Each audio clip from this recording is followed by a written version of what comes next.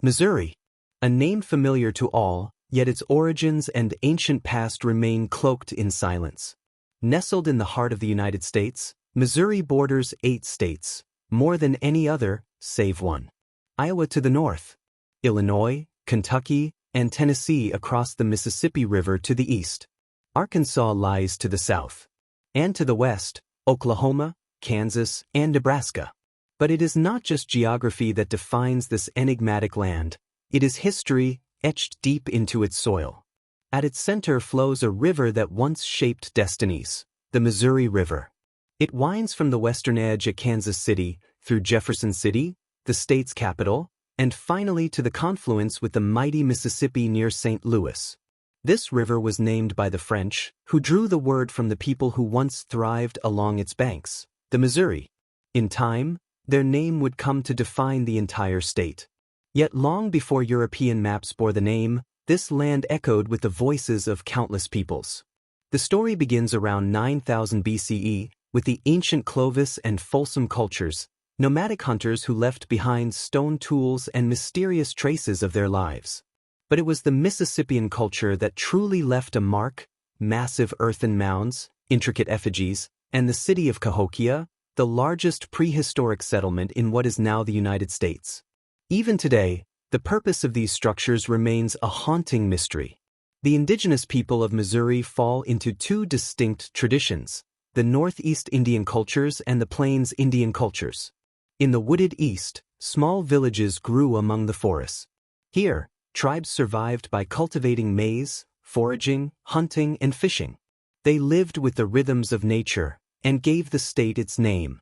To the west, the land opened into river valleys and wide plains. The Osage and Quapaw peoples made their homes here, living in harmony with the land. Though often seen as separate, the eastern and western tribes shared more than geography. They shared a deep connection to a land older than memory.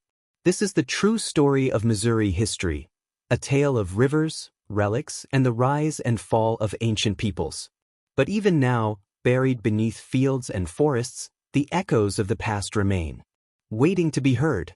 History remembers Missouri as a place of movement, a land people entered, passed through, or were forced to leave behind. The recorded history of Missouri begins not with grand declarations, but with quiet steps along the western bank of the Mississippi River. Around 1735, a group of French-led miners and hunters established a fragile foothold at a place called St. Genevieve. Though time has shifted its location, St. Genevieve endures, whispering still as Missouri's oldest continuously inhabited white settlement. Some 30 years later, further upriver, another Frenchman would carve his name into history.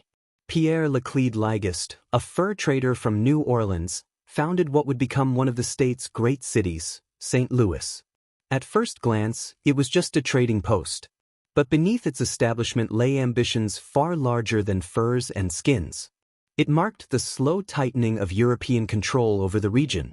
By the time of the Louisiana Purchase in 1803, Missouri's population hovered near 10,000. Most were French settlers, drawn from the Illinois country across the river. But the character of the region was already changing. New waves of settlers, hardy, determined people from Kentucky, Tennessee, and Virginia, were streaming in, eager for land, opportunity, and a new beginning. They would shape the land. And in time, the land would shape them. Yet while European settlers arrived, other movements went almost unnoticed. During the first half of the 18th century, displaced native groups, Southeast Indians, sought refuge in eastern Missouri, fleeing encroaching colonial pressure in their homelands. In the West, the story was different.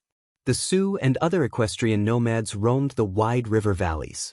Horses had transformed their culture, and Missouri became part of their seasonal migrations. When Missouri achieved statehood in 1821, it became more than a place to live. It became a gateway. It was the threshold to the unknown West. The pull of the West was powerful, drawing thousands through the towns of St. Joseph, Independence, Westport Landing, and what would become Kansas City. Missouri wasn't just a destination. It was a staging ground for dreams, for conquests, and for departures.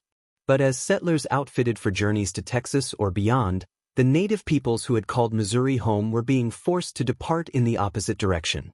In the 1830s, under pressure from the U.S. government, many were removed, often violently, from their ancestral lands. Some were marched westward along the infamous Trail of Tears, bound for a bleak future in Indian Territory, now Oklahoma. Missouri's past is not just one of building and settlement.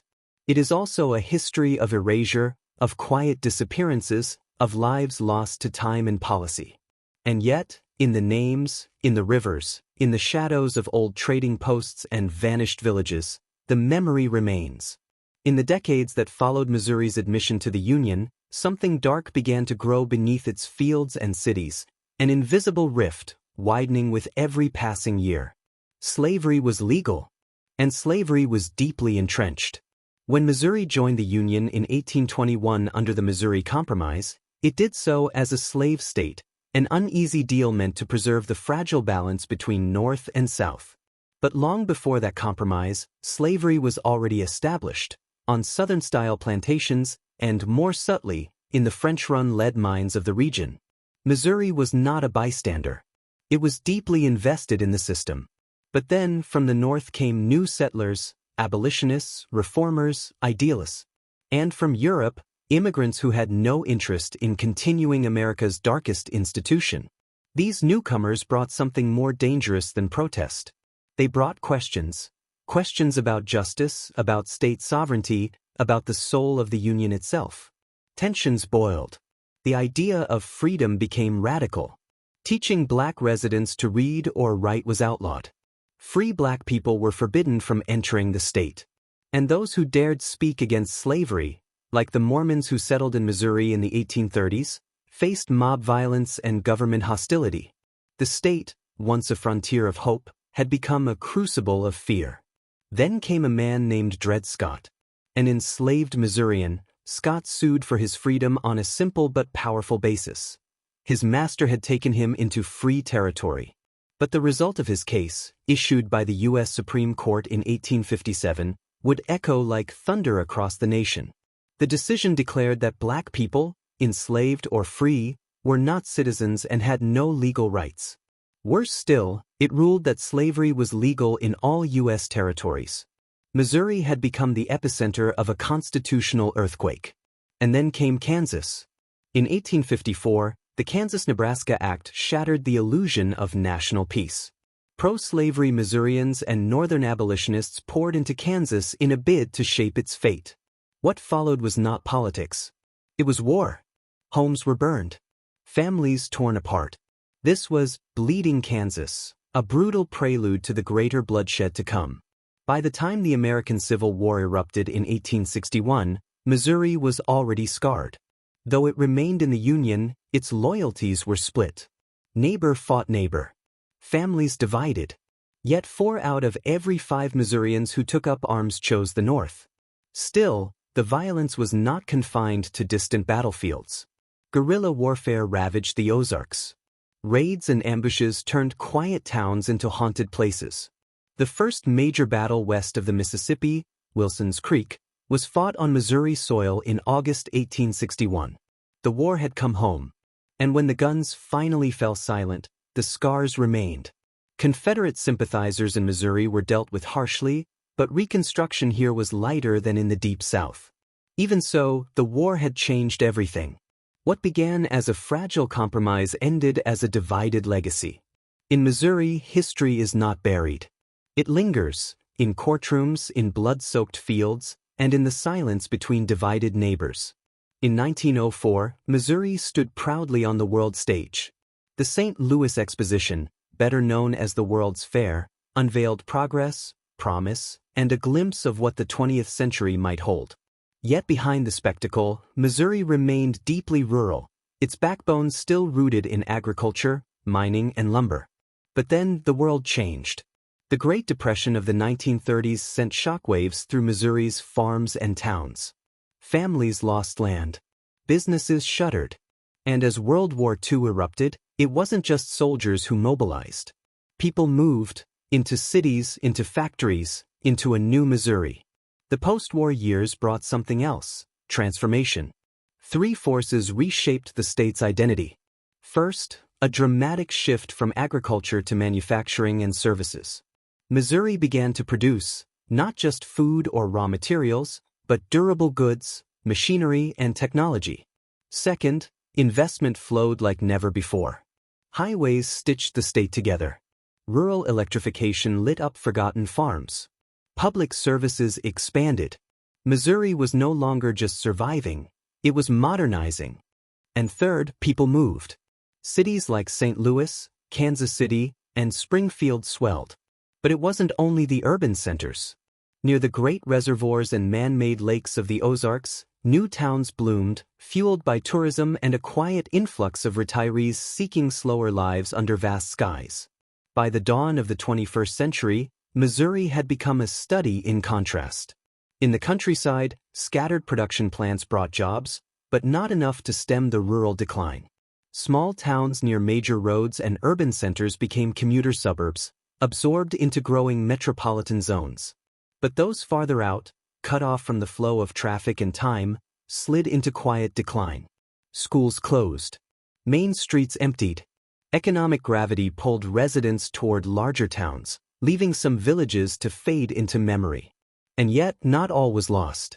Along the shores of Ozark lakes, something stirred. Retirees brought life, money, and energy. Once struggling towns were reborn, not as industrial hubs, but as havens. The rhythms were slower, but the lights were on. Today, Missouri is many places at once, urban and rural, growing and shrinking, old and new. Its history doesn't rest in its past alone. It continues to unfold in every town that rises, every one that falls, and every path traced through its storied land. This is Missouri. Its story is not over. And here at History Love, we're just getting started. Subscribe now to uncover the forgotten past, the hidden truths, and the untold stories of American history. Like, comment, and share if you believe history should never be forgotten.